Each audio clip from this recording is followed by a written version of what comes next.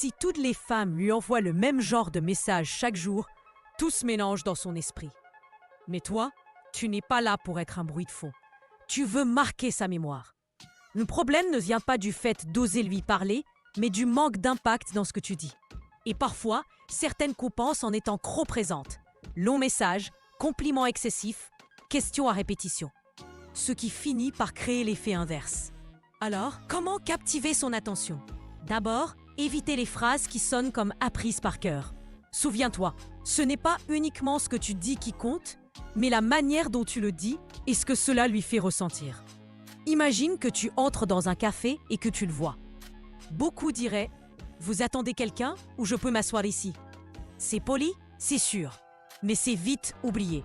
Maintenant, visualise plutôt ceci.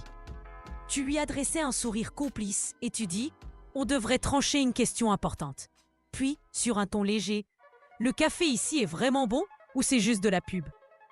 Tu sens la différence? Ce n'est pas juste une phrase, c'est un petit moment qui casse la routine.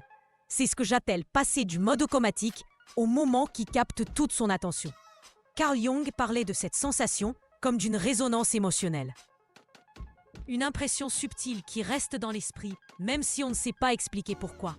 Et quand on déclenche ce genre d'instant, on devient mémorable. Et quand il se souvient de toi, il commence à te voir différemment. C'est donc le moment d'oublier les salutations banales et les phrases qui s'effacent aussitôt.